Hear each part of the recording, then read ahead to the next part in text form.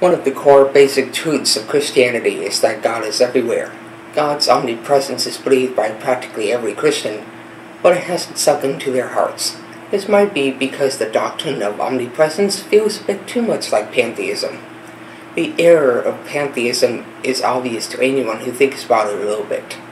Pantheism teaches that the sum of everything is God. The doctrine of omnipresence teaches that God is everywhere, but He's distinct from everything. So, if God is omnipresent, then why did Adam try to hide from God when he sinned? David too must have entertained thoughts of escaping the presence of God, as evidenced by Psalm 139:7. He, however, goes on to say that even if you went up to heaven, or down to hell, or out to the middle of the ocean, or anywhere else, God would be there. We are no nearer or further from God here on Earth, or 4.4 light years away at Alpha Centauri. Why then do so many people deny God's presence? Well, let's take a look at what Jacob said in Genesis 28:16.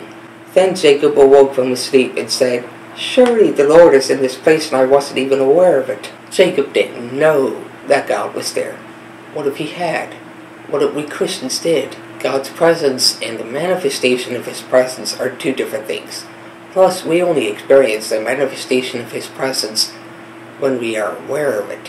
When we're aware of it, God enjoys revealing Himself to us. Consequently, when we seek God, we find Him. Furthermore, there's no distance involved here, because God is everywhere. There is no need for either God or us to cross a spatial distance. Rather, when we talk about drawing closer to God, we're talking about relational experience. I've lived in the same house as my dad for most of 20 years, yet I'm closer to him now than I was even a year ago. Similarly, just as with humans, there are degrees of awareness that increase as we spend more time in God's presence. Clearly, there are some people that are closer to God than others and have spiritual gifts that others don't. But this is not because God plays favorites. Rather, this depends on the person. Take a look at the great biblical and post-biblical characters, and you will see that they are not all the same. Rather, they have some enormous differences between them. But they all cultivated a spiritual receptivity as the most important thing in their life. This spiritual receptivity can be increased by exercise or destroyed by neglect. It also takes time, which is increasingly scarce in this world. Not to mention the abundance of machines and computers means that there is an expectation that things will be done quickly and directly.